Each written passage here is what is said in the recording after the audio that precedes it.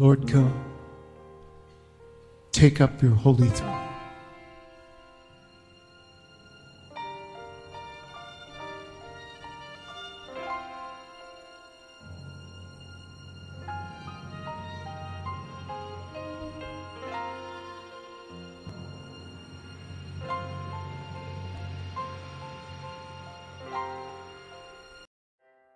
Olá, queridos, amados do Senhor Jesus Cristo, queridos e amados irmãos de Nova Aliança, do grupo Mensagem do Pastor, do Púlpito, queridos e amados que me acompanham pelo canal do YouTube. Muito bom dia, quero desejar a você um dia abençoado, um dia pleno, um dia cheio de alegria e que a paz esteja sobre a tua vida, sobre a tua família. Amém, queridos? Amados, você alguma vez, já reivindicou alguma coisa em qualquer esfera da sua vida? Pois é.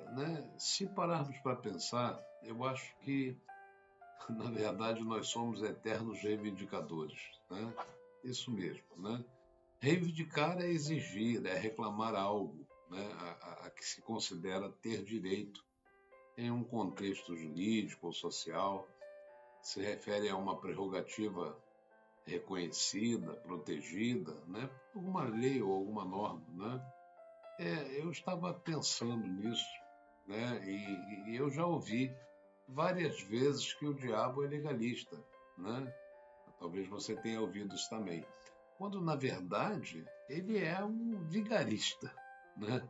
Porque a sua legalidade é conduzida pelo poder absoluto de Deus, ou seja, pela justiça de Deus, pela essência justa do Senhor, né? O diabo ele não tem nenhum predicado, né? Principalmente com relação à justiça, com relação à legalidade de coisas, né? Quando nós falamos em reivindicação diante de Deus, isso nos lança diretamente, né, e implica numa relação com Ele, onde a justiça, a misericórdia dele são centrais, né? Como tudo oferece a oportunidade de réplica, né? Ou um caminho de mão dupla, né? Também aqui eu posso dizer que a ideia de reivindicar sem direito diante de Deus sugere uma tentativa de exigir algo de Deus sem nenhuma base legítima, ou seja, por mérito próprio ou por direitos adquiridos, né? Mas doutrina cristã, nós sabemos, né? Ensina que o acesso a Deus e às suas bênçãos não é baseado no mérito humano, mas sim na graça e no sacrifício de Jesus Cristo.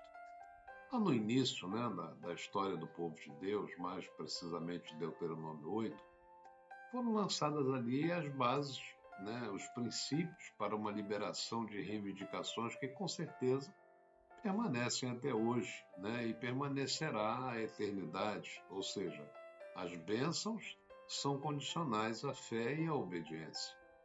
E essa fé e obediência, naquele tempo, era o que eu chamo hoje de a nível de alma, ou seja, o homem entendia, buscava fazer jus à promessa, né, e pela fidelidade a Deus recebia o que desejava. Mas estamos falando de bênçãos. E a salvação da alma, né? Aquilo que Deus criou, aquilo que Deus veio resgatar na verdade, essa haveria de ser num outro nível, ou espiritual, que exigiria muito mais do que o cumprimento de normas. Era preciso ter acesso a Deus, que é santo, né?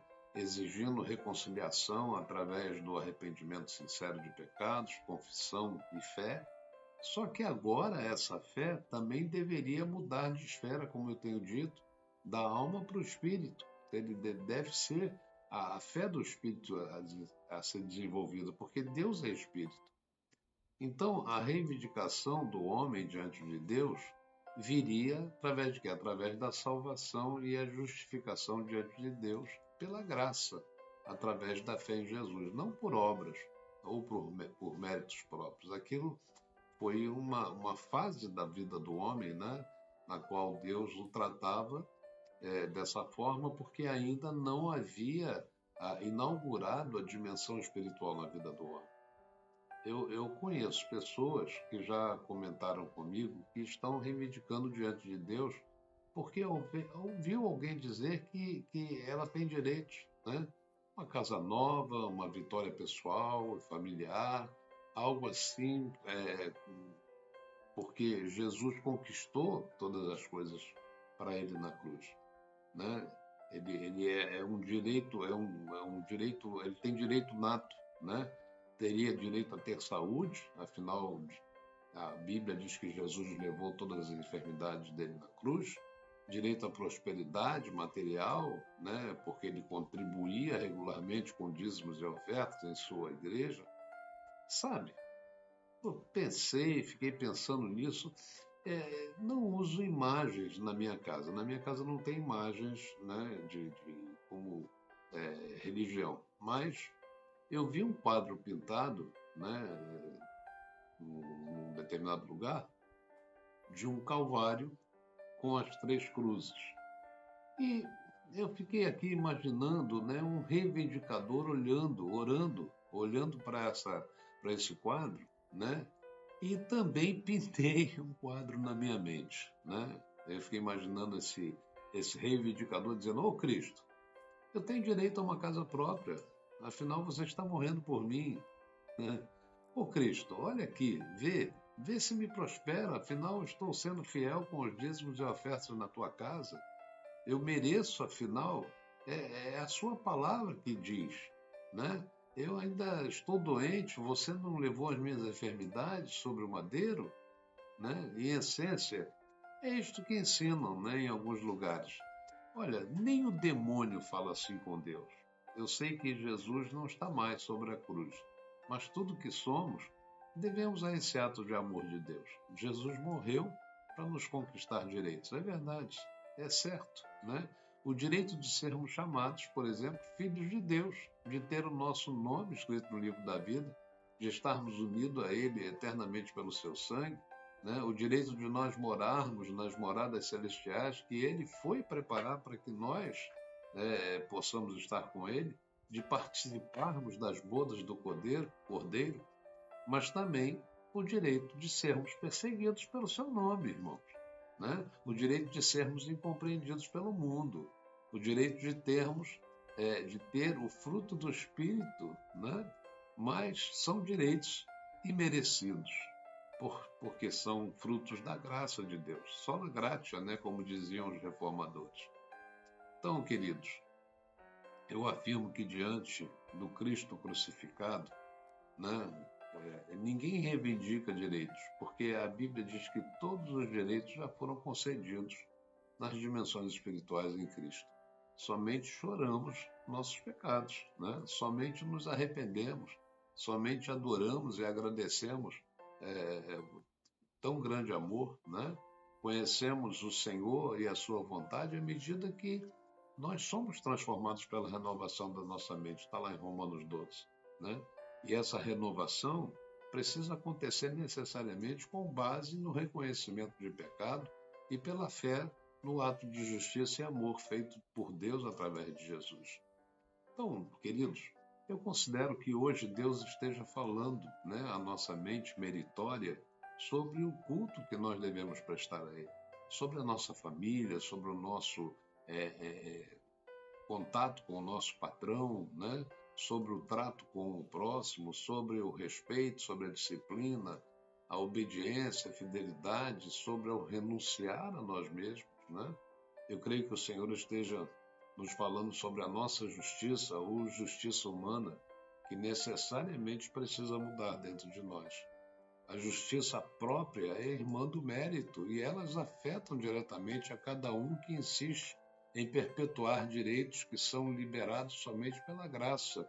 E pior do que isso, fazem com que nós percamos o favor de Deus liberado pela mesma graça.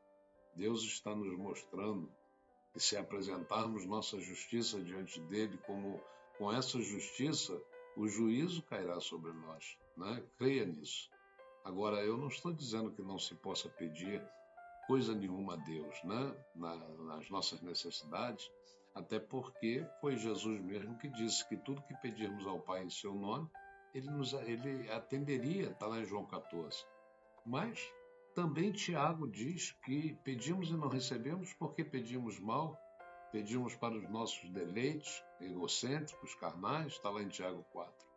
Se Deus nos tratasse, né, queridos, segundo os nossos direitos, isso é, é o que o inferno esperaria de cada um de nós.